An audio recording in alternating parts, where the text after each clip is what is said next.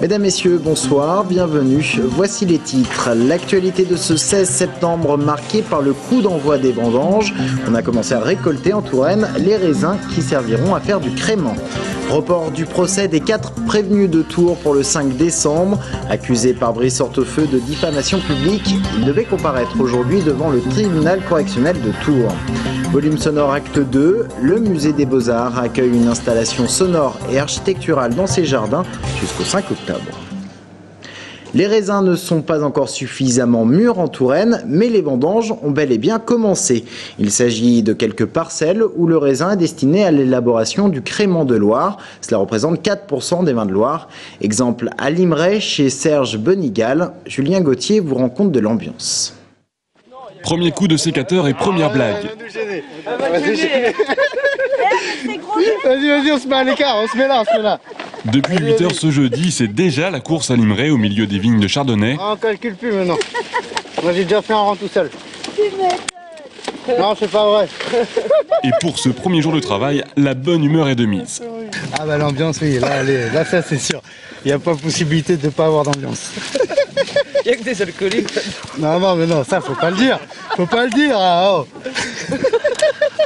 Mais les vendanges, ça reste avant tout un travail pour ces 38 vendangeurs embauchés pour récolter 20 hectares de vignes. Un travail que découvre Grégory. C'est ma première matinée. Donc il faudrait peut-être revenir dans 2 semaines, voir si on est abîmé ou pas. Mais je pense pas. C'est le coup à prendre, je pense. Les premiers jours peut-être sont difficiles, mais on a le week-end pour se reposer. Mais à quelques rangs de Grégory, c'est Gilles, retraité de 68 ans, qui nous semble le mieux placé pour témoigner de la pénibilité du travail de vendangeur. Moi, j'ai commencé à les vendanges à 10 ans, j'en ai 68, alors ça fait quand même des années, quoi. Mais j'ai pas été tous les ans, quand même. Ça me gêne pas, moi. Je suis sportif et tout, alors ça me gêne pas du tout. Du tout. Pour Serge, le propriétaire, si le travail peut se faire dans les rires, il faut surtout qu'il se fasse bien et rapidement. Pour lui, ça reste avant tout l'aboutissement d'une année de travail. D'une année de travail, d'inquiétude, parce qu'on a un métier, les vignes sont tributaires du climat. Donc on a passé une nouvelle année sans trop de heurts, hein, pas de grêle, pas de gel. Donc c'est plutôt un bon moment. Et la bonne nouvelle pour les consommateurs, c'est la qualité du futur vin. Les viticulteurs espèrent un millésime de même niveau que celui de 2009, à consommer toujours avec modération. Et dans les quelques prochains jours, les vendanges débuteront dans l'appellation Touraine Noble Jouet. Un grave accident survenu cette nuit sur l'autoroute A10 au nord de Châtellerault a fait un mort et 2 blessés graves. Cela s'est passé vers 2 h du matin. Un camion qui circulait dans le sens province-Paris a traversé la glissière de sécurité et a percuté un autre camion qui arrivait en face. Selon les premiers éléments, le conducteur se serait assoupi. L'autoroute est restée longtemps coupée dans les 2 sens, le trafic ayant été rétabli vers midi dans le sens province-Paris et vers 17 h en direction du sud. Une seule voie y est cependant ouverte à hauteur de l'accident. Et puis un incendie a lieu en ce moment même à Avoine. Depuis 17 h 30, une usine de la société Chaîne de France est en train de brûler. Au total, 12 000 m² de bois sont menacés. Plus d'informations dans le journal de demain. Le procès des 4 prévenus de Tours reporté au mois de décembre. Accusés par Brice Hortefeux de diffamation publique, ils devaient comparaître aujourd'hui devant le tribunal correctionnel de Tours. Le ministre de l'Intérieur leur reproche d'avoir publié un communiqué de presse dans lequel les méthodes du préfet d'Indre-et-Loire sont comparées à des méthodes vichistes. Le juge a donc décidé de reporter l'affaire officiellement pour encombrement de la justice. Sabrina Meloult. À la sortie du palais de justice, les 4 prévenus sortent sans avoir pu défendre leurs convictions. Le procès est reporté. Motif ? Selon la juge, aujourd'hui il y aurait beaucoup trop de témoins audiencés et donc pas assez de temps pour éplucher le dossier. Chantal Bouchon, une des 4 prévenues, reste assez dubitative sur cette justification. Ça pourrait aussi être interprété dans reportons, la mobilisation autour des 4 prévenus va s'essouffler. Mais je préfère dans un premier temps retenir la première interprétation, une présidente de tribunal qui a le souci d'aller au fond des choses et de prendre son temps. La mobilisation, elle, ne semble pas s'essouffler. Les 4 prévenus sont toujours aussi bien entourés par les militants. Soutenus, ils n'entendent pas garder leur langue dans leur poche et souhaitent continuer leur combat contre l'expulsion des enfants sans papier, tout en conservant leur liberté d'expression. Moi, je suis contre la censure et la censure d'État. Donc non, je ne me tairai pas.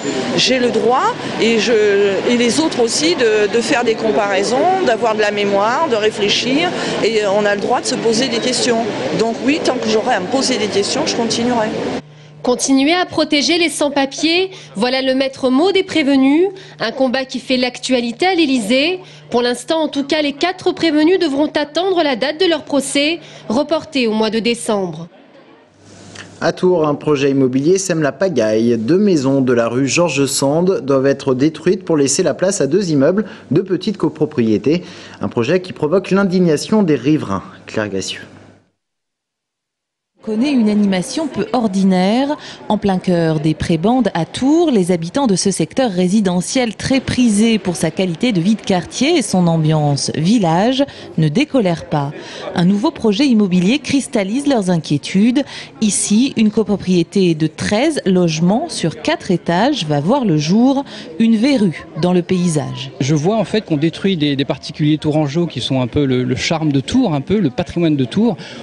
Et puis tout ça pour construire des ensembles collectifs. Pollution visuelle, perte de luminosité, augmentation du nombre de véhicules dans cette rue déjà très passante. Les points soulevés sont nombreux.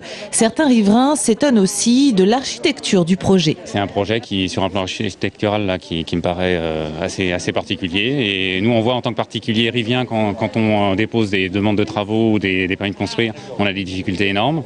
Et là, je ne vois pas la cohérence du projet. Du côté du promoteur, le permis demandé en mairie a été attribué dans la plus grande transparence.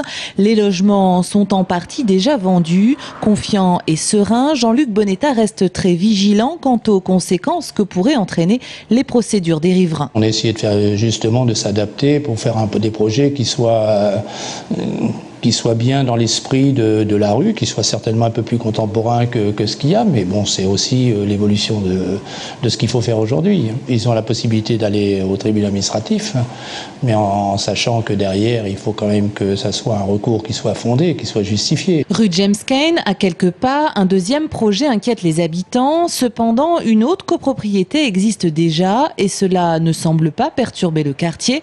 Pour autant, ces habitants vont déposer un recours et attaque le permis sur le plan local d'urbanisme. Au plan juridique, on a pris donc un conseil qui va donc faire un recours pour demander l'annulation du permis de construire devant le tribunal administratif. La réalisation de cet ensemble est donc aujourd'hui entre les mains de la justice. Le Tours FC, toujours leader du championnat de Ligue 2, reçoit Le Havre vendredi soir dans le cadre de la 7e journée du championnat. C'est donc au stade de la Vallée du Cher et du monde est attendu. Les Tourangeaux restent sur 5 victoires en 6 matchs. De son côté, Le Havre n'a pas encore gagné un seul match à l'extérieur et compte 6 points de retard sur les Tourangeaux. On écoute les 2 entraîneurs. Perdu leurs 3 premiers matchs à l'extérieur, donc leur envie de montrer qu'ils sont capables de gagner aussi à l'extérieur. Donc on a tout à craindre de cette équipe. Ouais. Voilà, maintenant si on fait ce qu'il faut aussi, on a des arguments à faire valoir, on a des qualités. Voilà, il y aura 2 équipes sur le terrain. À nous de montrer qu'on peut être aussi déterminé, avoir autant d'envie que sinon plus que les Havrais. Des équipes de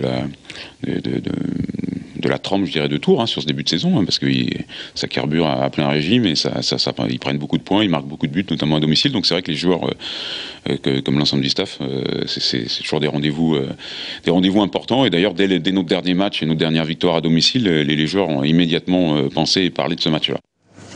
Le musée des Beaux-Arts de Tours à l'heure électronique jusqu'au 3 octobre. Volume sonore, acte 2, a pris ses quartiers dans le jardin avec une installation tant sonore qu'architecturale. Une création plutôt originale, vous allez le voir, Sidonie Arle. Qu'on se rassure, l'étrange cube qui trône dans le jardin du musée des Beaux-Arts ne vient pas de l'espace, quoique. À l'occasion de la 2e édition de Volume sonore, le collectif Alma Fiori a choisi de nous faire découvrir des sons extraterrestres. On a eu cette idée donc, de travailler sur les vibrations stellaires des étoiles et également des